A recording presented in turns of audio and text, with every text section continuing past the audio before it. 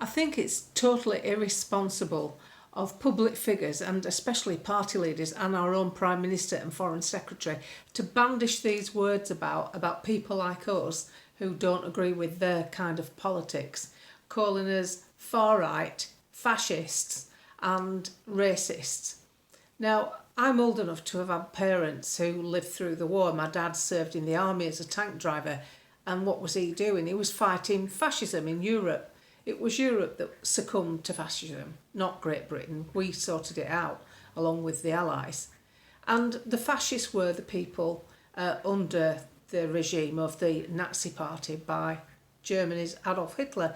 The Nazi was an abbreviation of the National Socialist Party. So as you can see, the corollary between calling someone a fascist and someone who's right-wing in their political beliefs doesn't really work out, does it? Because the Nazis were National Socialists. They weren't just National Socialists, really, were they? They were trying to take over other people's countries. And unfortunately, a lot of people believe that the European Union is just a further extension of their wartime plans, but to take over Europe through the banking system. It doesn't seem to be far off the mark, that. So when you've lived with people who fought in the war and fought fascism and know what fascists were really like and how cruel they were and how inhumane they were to others, it really is a bloody below the belt insult, isn't it? Because I would imagine most people watching this have probably never even been in a fight with anybody, let alone being a fascist, been trying to enforce their beliefs on other people. Half the reason we're sitting in this position is because we've been apathetic, not because we've been forceful and fascist. And they call it Nigel Farage so easily, and I was glad to see him stand up to Keir Starmer when Keir Starmer basically called all the members of the Reform Party fascist, as though signing up for your money to a political party that wants to bring back proper free speech, abolish a lot of the laws that have been brought in, because fascists tend to rule, they don't govern, they rule, and they bring in legislation so that you get less and less freedom, which is what's happening to Britain right now. So how do you even dare to call our side of the fence, as it were, fascists? As far as I can see, we believe in free speech. We wouldn't be locking people up for a tweet. We certainly wouldn't be locking them up for a Facebook post either. What we've got to look at is who are the real fascists. As Reagan said, the new fascists will be the anti-fascists. And most of these people are saying it from a position in life where they haven't got an absolute clue what real fascism is. They've no experience of it whatsoever. They live in a free society where they're allowed to say what they want. And they decide to direct these insults at us. It's now dangerous. 2 councillors have been physically attacked on separate occasions, with the person, allegedly the attacker, that's done the damage, calling them fascists and racist. I mean, Farage gets it all day long. He's had it for 20 odd years. I don't know how he puts up with it. And I find it a real insult, because I've never done anything in my personal life or public life where I could be accused of anything that's remotely fascist. Nobody watching this is a fascist. And it's been used and abused. To see it done by people in power, people who are in a position of responsibility, is totally irresponsible. And it's now dangerous. It shouldn't happen. People like Lammy saying that Nigel Farage was a follower of the Hitler Youth. I mean, apart from the 20-year age gap, where it was a physical impossibility to even do that, how can someone in such an important job talk such rubbish? But they talk rubbish all the time. You've got the UK trying to take credit for the peace talks in Gaza. They did nothing in Gaza. It was President Trump, Hamas, and the Jewish government who came to the decision. We did nothing other than turn up as an observer. And yet there they are crowing about it on Sky News that, yes, well, we supported President Trump. These are people who have openly insulted this man, and Lammy again calling him a fascist. He actually said he was the next best thing to something like the Ku Klux Klan. I mean, ridiculous stuff. And they shouldn't do it.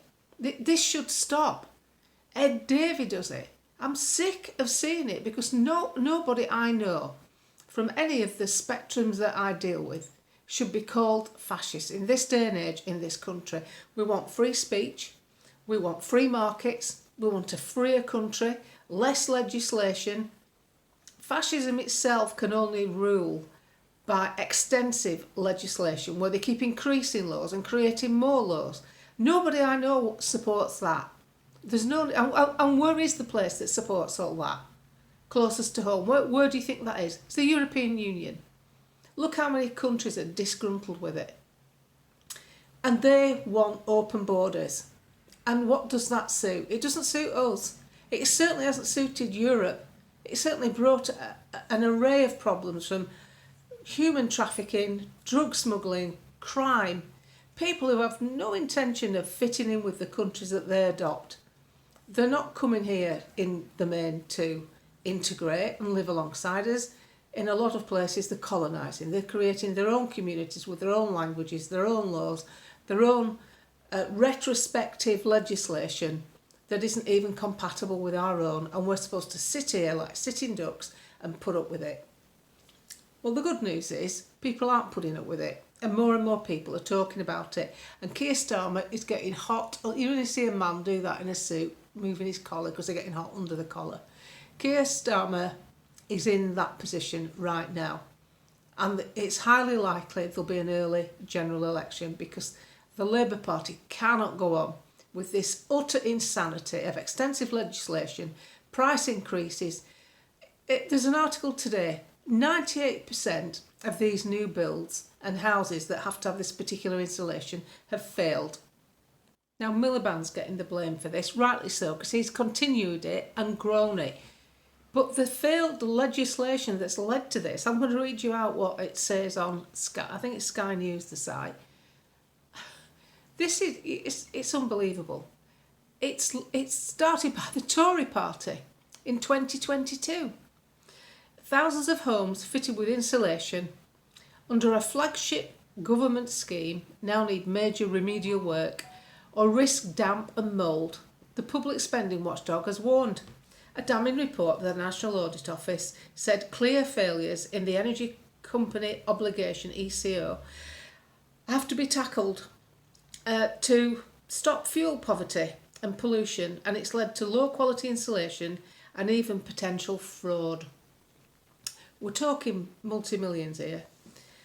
It's blamed incompetent subcontractors and weak monitoring and government oversight for the issues, which is in extreme cases could cause fires.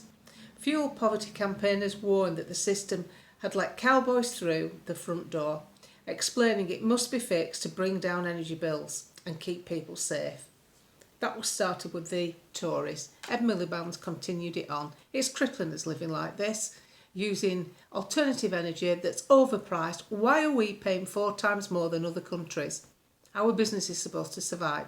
So look at the way we're being hit morally by calling half the nation fascist, and how we're being hit economically. This can't go on, and it won't go on because people won't put up with it. And what these people in power ought to remember is when you are elected as a public servant, which is a big part I think you've forgotten, you're a public servant, you're supposed to represent everybody in the country, not just the ones that voted you in. You're supposed to represent the needs of the people who voted for someone else. And I think it's time they were reminded of this. They're supposed to work for the whole country. They're not supposed to just cherry pick their own agenda. And the breakdown between the way we should be treated and the way they do treat us is enormous. And that's merely because they talk in their own language. Once they get elected, they ignore the electorate. They don't answer your emails. They don't take your phone calls. It's hard to get an appointment. And then they just get on with doing what they want to do. Everybody's had enough. People are taking to social media I never thought I'd see on there. People's mothers who don't even go on social media for any other reason than just looking at cat pictures are now doing small videos saying, I'm sick of it. I'm sick of living like this. I'm sick of having less money this year than I had the year before. And that's why Starmer won't last. He can't last because he's got nothing to offer. And the Tories won't get back in because they handed him the power base, knowing full well things would be worse.